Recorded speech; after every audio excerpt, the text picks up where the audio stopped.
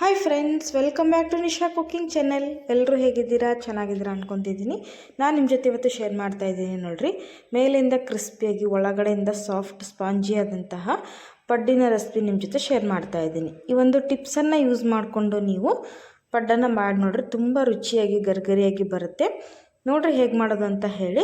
ಈ video recipe ನಿಮ್ಗೆ ಇಷ್ಟ ಅನಿಸಿದ್ರೆ ನಮ್ಮ ಚಾನಲ್ಗೆ ಸಬ್ಸ್ಕ್ರೈಬ್ ಮಾಡ್ಕೊಳ್ರಿ, ಬೆಲ್ಲೈಕನ್ನ ಪ್ರೆಸ್ ಮಾಡಿ. ಇನ್ನು ಯಾರು ಸಬ್ಸ್ಕ್ರೈಬ್ ಮಾಡದೆ ವಿಡಿಯೋಗಳನ್ನು ನೋಡ್ತಾ ಇದ್ದರೆ ದಯವಿಟ್ಟು ಚಾನಲ್ಗೆ ಸಬ್ಸ್ಕ್ರೈಬ್ ಮಾಡಿರಿ. ವಿಡಿಯೋಗೆ ಲೈಕ್ಸ್ ಕೊಡೋದನ್ನು ಮರೆಯೋಕ್ಕೆ ಹೋಗ್ಬೇಡಿ. ನಿಮ್ಮ ಒಂದು ಲೈಕ್ಸ್ ಮತ್ತು ಸಬ್ಸ್ಕ್ರೈಬಿಂದ ನಮಗೆ ಒಂದು ಒಳ್ಳೆ ಮೋಟಿವೇಶನ್ ಸಿಕ್ಕಂಗಾಗುತ್ತೆ. ನೋಡಿ ಹಾಗಾದರೆ ಯಾವ ರೀತಿ ಬಂದಿದೆ ಅಂಥೇಳಿ. ತುಂಬ ರುಚಿಯಾಗಿ ಬಂದಿದೆ ನೋಡಿರಿ. ಈ ರೀತಿ ಈ ವಿಧಾನದಲ್ಲಿ ಒಂದ್ಸರಿ ಟ್ರೈ ಮಾಡಿ ನೋಡಿರಿ, ಸೂಪರಾಗಿ ಬರುತ್ತೆ. ಮನೆ ಮಂದಿ ಎಲ್ಲರೂ ಇಷ್ಟಪಡುವಂತಹ ನೋಡಿರಿ, ತುಂಬ ಸಾಫ್ಟಾಗಿ ಮೇಲಿಂದ ಗರಿಗರಿಯಾಗಿ ತುಂಬ ರುಚಿಯಾಗಿ ಬಂದಿದೆ. ಈ ರೀತಿ ಬಿಸಿ ಬಿಸಿಯಾಗಿ ಮಾಡ್ಕೊಂಡು ತಿಂತಾಯಿದ್ರೆ ನೋಡಿರಿ, ಎಲ್ಲ ಮಕ್ಕಳಿಂದ ಹಿಡಿದು ದೊಡ್ಡವ್ರವರೆಗೂ ಇಷ್ಟಪಟ್ಟು ತಿಂತಾರೆ ನೋಡಿರಿ. ಹಾಗಾದರೆ ನೋಡ್ಕೊಂಬನ್ನಿ ಹೇಗೆ ಮಾಡೋದು ಅಂತ ಹೇಳಿ. ಇಲ್ಲಿ ನೋಡಿರಿ, ನಾನು 1 kg ಅಕ್ಕಿನ ತಗೊಂಡಿದ್ದೀನಿ ನೋಡಿ. ಇದನ್ನು ಇಲ್ಲಿ ನಾನು 8 ತಾಸುಗಳ ಕಾಲ ನೆನೆಯೋಕ್ಕೆ ಹಾಕಿದ್ದೀನಿ, ಅಂದರೆ 8 hours ನೆನೆಯೋಕ್ಕೆ ಹಾಕಿದ್ದೀನಿ. ಇದ್ರ ಜೊತೆ 1 kg ಅಕ್ಕಿಗೆ 2 ಸ್ಪೂನಷ್ಟು ಮೆಂತ್ಯ ಕಾಳನ್ನು ಹಾಕಿದ್ದೀನಿ ನೋಡಿ. ಮೆಂತ್ಯ ಕಾಳು ಕೂಡ ತುಂಬ ಚೆನ್ನಾಗಿ ನೆನೆದಿದೆ, 2 ಸ್ಪೂನಷ್ಟು. ಈ ಮೆಂತ್ಯ ತುಂಬ ಚೆನ್ನಾಗಿ ಘಮ ಬರುತ್ತೆ, ಟೇಸ್ಟ್ ಕೂಡ ಇರುತ್ತೆ ನೋಡಿರಿ. ಇಲ್ಲಿ ನಾನು 1/4 kg ಉದ್ದಿನ ಬೇಳೆನ ನೆನೆಯೋಕ್ಕೆ ಹಾಕಿದ್ದೀನಿ ನೋಡಿರಿ. ಈ ಮೂರನ್ನು ಚೆನ್ನಾಗಿ 2-3 ಸತಿ ನೀರಿನಲ್ಲಿ ವಾಶ್ ಮಾಡಿ 8 hour ಅಂದರೆ 8 hour ನಾನಿಲ್ಲಿ ನೆನೆಯೋಕ್ಕೆ ಹಾಕಿದ್ದೀನಿ ನೋಡಿರಿ. ತುಂಬ ಚೆನ್ನಾಗಿ ನೆನೆದಿದೆ. ಈಗ ಇದನ್ನು 3 ನೀರು ಬಸ್ತು ತೊಗೊಂಡು ಬರ್ತೀನಿ ನೋಡಿರಿ. ನೀರು ಬಸ್ತು ಈಗ ಮೆಂತ್ಯಕಾಳು, ಉದ್ದಿನಬೇಳೆ, ಅಕ್ಕಿ ಎಲ್ಲದನ್ನು ಚೆನ್ನಾಗಿ ಮಿಕ್ಸ್ ಮಾಡಿಕೊಳ್ರಿ. ನಾವು ನೆನೆ ಹಾಕಬೇಕಾದ್ರೆ ಸಪ್ರೇಟಾಗಿ ನೆನೆ ಹಾಕಿದ್ವಿ. ಈಗ ಗ್ರೈಂಡ್ ಮಾಡಬೇಕಾದ್ರೆ ನೋಡಿರಿ, ಈ ರೀತಿ ಎಲ್ಲ ಮಿಕ್ಸ್ ಮಾಡಿ ನೀವು ಗ್ರೈಂಡ್ ಮಾಡಿರಿ, ತುಂಬ ಚೆನ್ನಾಗಿ ಬರುತ್ತೆ ನೋಡಿ. ಈಗ ಇದನ್ನು ನೈಸಾಗಿ ಗ್ರೈಂಡ್ ಮಾಡ್ಕೊಂಬರೋಣ. ತುಂಬ ನೈಸ್ ಆಗಬೇಕು ಅಂತೇನಿಲ್ಲ, ಸ್ವಲ್ಪ ತರ್ತರಿಯಾಗಿದ್ದರೂ ನಡೆಯುತ್ತೆ. ಯಾಕಂದರೆ ಪಡ್ಡಿಗೆ ನೋಡಿರಿ ಹಿಟ್ಟು ನೈಸ್ ಆಗಬೇಕು ಅಂತ ಏನಿಲ್ಲ, ಸ್ವಲ್ಪ ತರಿತರಿಯಾಗಿದ್ದರೂ ನಡೆಯುತ್ತೆ. ಈಗ ಇದನ್ನು ರುಬ್ಕೊಂಬರೋಣ ನೋಡಿ. ಇಲ್ಲಿ ನೋಡಿ, ನೈಸಾಗಿ ಗ್ರೈಂಡ್ ಆಗಿದೆ. ನಾನಿಲ್ಲಿ ತೋರಿಸ್ತಾ ಇದ್ದೀನಿ ನೋಡಿರಿ. ಈ ಹದಕ್ಕೆ ಗ್ರೈಂಡ್ ಮಾಡ್ಕೋಬೇಕು ನೋಡಿರಿ. ಇಷ್ಟು ಸಣ್ಣಗಾದರೆ ಸಾಕು ನೋಡಿರಿ. ನೀವು ನೋಡ್ತಾ ಇರ್ಬೋದು, ಸೌಟಿಂದ ಹಿಟ್ಟು ಕರೆಕ್ಟಾಗಿದ್ದರೆ ನೋಡಿರಿ ಈ ಥರ ಬರುತ್ತೆ ನೋಡಿರಿ. ತುಂಬ ರವೆ ಆಗಿಲ್ಲ, ತುಂಬ ನೈಸ್ ಆಗಿಲ್ಲ. ಈ ರೀತಿ ಇದನ್ನು ಗ್ರೈಂಡ್ ಮಾಡ್ಕೊಂಬಂದಿದ್ದೀನಿ. ಈಗ ಇದನ್ನು ಒಂದು ಬೌಲ್ಗೆ ಟ್ರಾನ್ಸ್ಫರ್ ಮಾಡೋಣ. ಇದೇ ರೀತಿ ನೋಡಿರಿ, ಮಿಕ್ಸ್ ಮಾಡಿದಂಥ ಉದ್ದಿನಬೇಳೆ, ಮೆಂತ್ಯಕಾಳು ಎಲ್ಲದನ್ನು ನಾನು ಗ್ರೈಂಡ್ ಮಾಡಿ ತೊಗೊಂಡು ಬರ್ತೀನಿ. ಈಗ ಇದನ್ನು ಸೈಡಿಗೆ ಎತ್ತಿಡೋಣ ನೋಡಿ. ಇಲ್ಲಿ ಎಲ್ಲ ಅಕ್ಕಿ ಮತ್ತು ಮೆಂತ್ಯಕಾಳು, ಉದ್ದಿನಬೇಳೆನ ಚೆನ್ನಾಗಿ ಇಲ್ಲಿ ನಾನು ಗ್ರೈಂಡ್ ಮಾಡಿದ್ದೀನಿ. ಇದನ್ನು ಇನ್ನೊಂದು ಸರಿ ಚೆನ್ನಾಗಿ ಸ್ಪೂನಿಂದ ಮಿಕ್ಸ್ ಮಾಡಿರಿ, ಇಲ್ಲ ಕೈಯಿಂದಾದರೂ ಮಿಕ್ಸ್ ಮಾಡಿರಿ, ಚೆನ್ನಾಗಿ ಹುದುಗಿ ಬರುತ್ತೆ ಹಿಟ್ಟು. ಈಗ ನೋಡ್ರಿ, ಇದನ್ನ ಮಿಕ್ಸ್ ಮಾಡಿಬಿಟ್ಟು ರಾತ್ರಿ ಇದನ್ನು ನೆನೆಯಕ್ಕೆ ಬಿಡೋಣ, ಅಂದರೆ ಚೆನ್ನಾಗಿ ಹುದುಗಬೇಕು ಹಿಟ್ಟು, ತುಂಬ ಚೆನ್ನಾಗಿ ಬರುತ್ತೆ ನೋಡಿರಿ. ನಾನಿಲ್ಲಿ 1 kgಗೆ 1/4 kg ಉದ್ದಿನಬೇಳೆ ಹಾಕಿದ್ದೀನಿ, 2 ಸ್ಪೂನಷ್ಟು ಮೆಂತ್ಯಕಾಳು ಹಾಕಿದ್ದೀನಿ ನೋಡಿರಿ. ಬೆಳಗ್ಗೆ ಚೆನ್ನಾಗಿ ಹುದುಗಿ ಬಂದಿದೆ, ತೋರಿಸ್ತಾ ಇದ್ದೀನಿ ನಾನಿಲ್ಲಿ ಯಾವ ರೀತಿ. ಈ ವಿಡಿಯೋದಲ್ಲಿ ಚೆನ್ನಾಗಿ ಕಾಣಿಸಲ್ಲ, ಇಲ್ಲಿ ಸೌಟಿಂದ ನೋಡಿರಿ ಈ ರೀತಿ ಹಿಟ್ಟನ್ನು ತೆಗೆದು ನೋಡಿರಿ, ಎಷ್ಟು ಚೆನ್ನಾಗಿ ನೋಡಿರಿ ಹುದುಗಿ ಬಂದಿದೆ.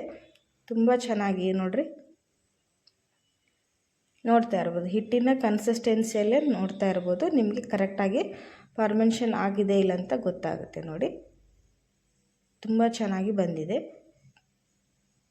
ಈ ಹದಕ್ಕಿದ್ರೆ ಸಾಕು ಹಿಟ್ಟು ನೋಡಿರಿ, ಸೂಪರಾಗಿ ಬರುತ್ತೆ. ನಿಮಗೆ ಇಷ್ಟ ಇದೆ ಅನ್ನೋರು ಸ್ವಲ್ಪ ಅವಲಕ್ಕಿನಾದರೂ ಬಳಸ್ಬೋದು. ನಾನಿಲ್ಲಿ ಯಾವುದೇ ಏನನ್ನೂ ಹಾಕ್ತಾಯಿಲ್ಲ, ಅವಲಕ್ಕಿ ಮತ್ತು ಅನ್ನನ. ಇದಕ್ಕೆ ಇವಾಗ ರುಚಿಗೆ ತಕ್ಕಷ್ಟು ಉಪ್ಪನ್ನು ಹಾಕ್ತಾಯಿದ್ದೀನಿ ನೋಡಿರಿ. ನಮಗೆ ಬೆಳಗ್ಗೆ ಬ್ರೇಕ್ಫಾಸ್ಟಿಗೆ ಎಷ್ಟು ಹಿಟ್ಟು ಬೇಕೋ ಅಷ್ಟು ಹಿಟ್ಟನ್ನು ಮಾತ್ರ ನಾನಿಲ್ಲಿ ಬಳಸ್ತಾ ಇದ್ದೀನಿ. ರುಚಿಗೆ ತಕ್ಕಷ್ಟು ಉಪ್ಪನ್ನು ಮಾತ್ರ ಹಾಕ್ತಾಯಿದ್ದೀನಿ. ನಿಮಗೆ ಬೇಕು ಅಂದರೆ ಒಂದು ಚಿಟಿಕೆ ಸೋಡಾ ಪುಡಿನೂ ಹಾಕ್ಬೋದು, ಅಡುಗೆ ಸೋಡಾನು ಯೂಸ್ ಮಾಡ್ಬೋದು. ನಾನಿಲ್ಲಿ ಯಾವುದನ್ನು ಹಾಕ್ತಾಯಿಲ್ಲ. ಇದಕ್ಕೆ ನೋಡಿರಿ, ಇಲ್ಲಿ ಮಸಾಲ ಪಡ್ಡು ಮಾಡ್ತಿರೋದ್ರಿಂದ ನಾನಿಲ್ಲಿ 2 ಉಳ್ಳಾಗಡ್ಡಿನ ಸಣ್ಣಗೆ ಕಟ್ ಮಾಡಿ ತೊಗೊಂಡಿದ್ದೀನಿ. ಆಮೇಲೆ ಕೊತ್ತಂಬರಿ ಸೊಪ್ಪು ಮತ್ತು ಕರಿಬೇವು ಸೊಪ್ಪು, ಹಸಿಮೆಣಸಿನ್ಕಾಯಿ ಎಲ್ಲದನ್ನು ಸಣ್ಣಗೆ ಕಟ್ ಮಾಡಿ ತೊಗೊಂಡಿದ್ದೀನಿ. ಆದಷ್ಟು ಸಣ್ಣಗೆ ಕಟ್ ಮಾಡಿಕೊಳ್ರಿ, ಯಾಕಂದರೆ ಪಡ್ಡಿನ ಜೊತೆ ತಿನ್ನಬೇಕಾದ್ರೆ ತುಂಬ ಚೆನ್ನಾಗಿರುತ್ತೆ. ದಪ್ಪ ದಪ್ಪಗೆ ಕಟ್ ಮಾಡಿದ್ರೆ ಅಷ್ಟು ಚೆನ್ನಾಗಿರೋದಿಲ್ಲ. ಈ ರೀತಿ ಸಣ್ಣಗೆ ಕಟ್ ಮಾಡಿ ಇದನ್ನು ಫಸ್ಟೇ ಈ ಥರ ಹೊಡ್ಕೊಂಬಿಡ್ರಿ, ಆವಾಗ ಹಿಟ್ಟಿನಲ್ಲಿ ಈಸಿಯಾಗಿ ಮಿಕ್ಸ್ ಆಗುತ್ತೆ ನೋಡಿ.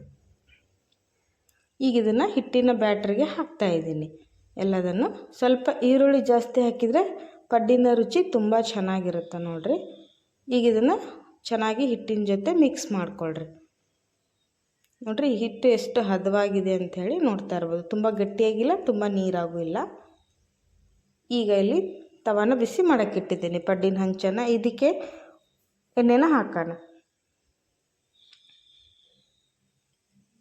ಚೆನ್ನಾಗಿ ಹಂಚು ಬಿಸಿ ಆದಮೇಲೆ ಹಾಕ್ರಿ. ಸ್ವಲ್ಪ ನೀರಿದ್ರೂ ಕೂಡ ಕೈಗೆಲ್ಲ ಸಿಡಿಯೋ ಚಾನ್ಸ್ ಇರುತ್ತೆ ನೋಡಿರಿ. ಹಾಗಾಗಿ ಸ್ವಲ್ಪ ಚೆನ್ನಾಗಿ ತವ ಎಲ್ಲ ಕಾದ್ಮೇಲೆ ಹಾಕಿ. ಇದನ್ನು ನೋಡಿರಿ ಇನ್ನೊಂದು ಸರಿ ಮಿಕ್ಸ್ ಮಾಡ್ಕೊಂಬಿಟ್ಟು ಹಿಟ್ಟನ್ನು ಹಾಕೋಣ. ಹಂಚನ್ನು ಒಂದು ಸರಿ ಕಾಸಿದ್ರೆ ಸಾಕು ನೋಡಿರಿ, ಪಡ್ಡು ತುಂಬ ಚೆನ್ನಾಗಿ ಬರುತ್ತೆ. ಇಲ್ಲಿ ಇದರಲ್ಲಿ ಒಂದು ಏನು ಟ್ರಿಕ್ಸ್ ಅಂದರೆ, ನೀವು ಪಡ್ಡು ಹಾಕಬೇಕಾದ್ರೆ ಫಸ್ಟ್ ನೋಡಿರಿ ಮಧ್ಯದಲ್ಲಿ ಹಾಕಕ್ಕೆ ಹೋಗಬೇಡಿ. ಸುತ್ತ ಕಡೆ ಏನು ಬ್ಲಾಕ್ಸ್ ಇರುತ್ತೋ ಅದಕ್ಕೆಲ್ಲದನ್ನು ಹಾಕಿಬಿಟ್ಟು ಆಮೇಲೆ ಮಧ್ಯದಲ್ಲಿ ಹಾಕಿರಿ. ಏಕೆಂದರೆ ಗ್ಯಾಸ್ ಫ್ಲೇಮು ಮಧ್ಯದಲ್ಲಿ ಜಾಸ್ತಿ ಇರೋದ್ರಿಂದ, ಅಲ್ಲಿಗೆ ಜಾಸ್ತಿ ಉರಿ ಇರೋದ್ರಿಂದ ನೀವೇನು ಮಾಡಬೇಕು ಅಂದರೆ ಫಸ್ಟು ಸುತ್ತ ಕಡೆ ಹಾಕಿಬಿಟ್ಟು ಮಧ್ಯದಲ್ಲಿ ಲಾಸ್ಟಲ್ಲಿ ಹಾಕಿರಿ. ಯಾಕಂದರೆ ಹೊತ್ತೋಗೋದಿಲ್ಲ. ನೀವು ಆಚೆ ಕಡೆಗೆಲ್ಲ ಹಾಕೋದ್ರಲ್ಲಿ ಅದನ್ನು ತೆಗೆಯೋದ್ರಲ್ಲೇ ಮಧ್ಯದಲ್ಲಿ ಬೇಗ ಹೊತ್ತೋಗೋ ಚಾನ್ಸ್ ಇರುತ್ತೆ. ಹಾಗಾಗಿ ಫಸ್ಟು ನೀವು ಸುತ್ತ ಕಡೆ ಎಲ್ಲ ಹಾಕಿ ಮಧ್ಯದಲ್ಲಿ ಲಾಸ್ಟಲ್ಲಿ ಹಾಕಿರಿ. ಈಗ ಇದನ್ನು ಲಿಡ್ ಕ್ಲೋಸ್ ಮಾಡಿ 1-2 ನಿಮಿಷ ಬಿಡ್ತೀನಿ ನಾನು. ಲೋ ಫ್ಲೇಮ್ ಇಟ್ಟು ಬಿಟ್ಟರೆ ನೋಡಿರಿ ತುಂಬ ಚೆನ್ನಾಗಿ ಬಂದಿದೆ. ಯಾವ ರೀತಿ ಕಾಣಿಸ್ತಾ ಇದೆ ಅಂತ ನೋಡ್ತಿರ್ಬೋದು. ಈಗ ನೋಡಿರಿ ಒಂದು ಹತ್ರ ಪೂರ್ತಿ ಚೆನ್ನಾಗಿ ಫ್ರೈ ಆಗಿದ್ದಾವೆ, ಬೆಂದಿದೆ. ಈಗ ಇದನ್ನು ತಿರ್ಗಿಸಾಕೋಣ. ಈಸಿಯಾಗಿ ಬರ್ತಾಯಿದೆ ನೋಡ್ತಿರ್ಬೋದು. ಕಲರ್ ನೋಡಿರಿ ಎಷ್ಟು ಚೆನ್ನಾಗಿ ಬಂದಿದೆ ಅಂಥೇಳಿ, ಸೂಪರಾಗಿ ಬಂದಿದೆ. ಫಸ್ಟ್ ನಾನು ಮಧ್ಯದಲ್ಲಿ ತಿರುಗಿಸಾಕ್ತಾಯಿದ್ದೀನಿ. ಗ್ಯಾಸ್ ಫ್ಲೇಮ್ ಜಾಸ್ತಿ ಮಧ್ಯದಲ್ಲೇ ಬಡಿಯೋದ್ರಿಂದ ನಾವು ಫಸ್ಟ್ ಮಧ್ಯದಲ್ಲಿ ತಿರುಗಿಸಾಕಬೇಕು.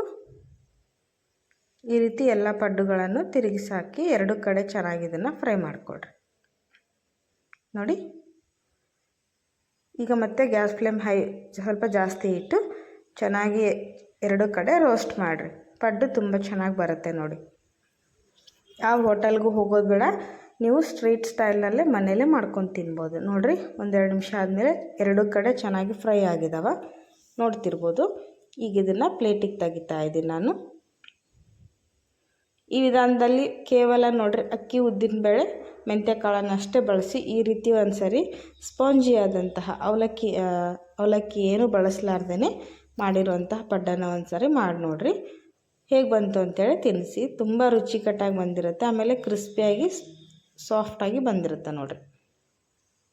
ನೋಡಿ ಇಲ್ಲಿ ನಾನು ಇದನ್ನು ಚಟ್ನಿ ಜೊತೆ ಇವತ್ತು ಸರ್ವ್ ಮಾಡಿದ್ದೀನಿ. ಬಿಸಿ ಬಿಸಿಯಾಗಿ ತಿಂತಾಯಿದ್ರೆ ನೋಡಿರಿ ಆಹಾ ಸೂಪರಾಗಿರುತ್ತೆ. ಒಂದು ಸರಿ ನೀವು ಇದನ್ನು ಟ್ರೈ ಮಾಡಿ ನೋಡಿರಿ. ಈ ವಿಡಿಯೋ ರೆಸಿಪಿ ನಿಮಗೆ ಇಷ್ಟ ಅನಿಸಿದರೆ ನಾನು ಹೇಳ್ದಂಗೆ ನಮ್ಮ ಚಾನಲ್ಗೆ ಸಬ್ಸ್ಕ್ರೈಬ್ ಮಾಡಿಕೊಳ್ರಿ. ಇನ್ನೂ ಒಳ್ಳೆ ಬ್ರೇಕ್ಫಾಸ್ಟ್ ರೆಸಿಪಿ, ರೈಸ್ ರೆಸಿಪಿ ಎಲ್ಲದನ್ನು ನಾನು ಸ್ನ್ಯಾಕ್ಸ್ ರೆಸಿಪಿ ಎಲ್ಲದನ್ನು ನಮ್ಮ ವಿಡಿಯೋದಲ್ಲಿ ಶೇರ್ ಮಾಡಿದ್ದೀನಿ. ನಮ್ಮ ಚಾನಲ್ನಲ್ಲಿ ಹೋಗಿ ವಿಸಿಟ್ ಮಾಡಿದ್ರೆ ನಿಮಗೆಲ್ಲ ರೆಸಿಪಿಗಳು ಸಿಗುತ್ತೆ. ಅಲ್ಲಿ ನೀವು ವಿಡಿಯೋಗಳನ್ನು ನೋಡ್ಬೋದು. ನೋಡಿರಿ ಎಷ್ಟು ಸಾಫ್ಟಾಗಿ ಬಂದಿದೆ ಅಂಥೇಳಿ ತೋರಿಸ್ತಾ ಇದ್ದೀನಿ ನಾನು. ಈ ಥರ ಚಟ್ನಿ ಜೊತೆ ಬಿಸಿ ಬಿಸಿಯಾಗಿ ಹದ್ಕೊಂಡು ತಿಂತಾಯಿದ್ರೆ ನೋಡಿರಿ ಬಾಯಲ್ಲಿ ನೀರು ಬರ್ತಾಯಿದೆ ನೋಡಿದ್ರೇ, ಅಷ್ಟು ಟೇಸ್ಟಿಯಾಗಿದೆ. ಹಾಗಾದರೆ ತಡೆಯೋಕ್ಕೆ ಈ ಥರ ನೀವು ಮಾಡಿ ನೋಡಿರಿ ಹೇಗೆ ಬಂತು ಅಂತ ತಿಳಿಸಿ. ವಿಡಿಯೋ ನೋಡಿದ್ದಕ್ಕೆ ಧನ್ಯವಾದಗಳು. ಬಾಯ್.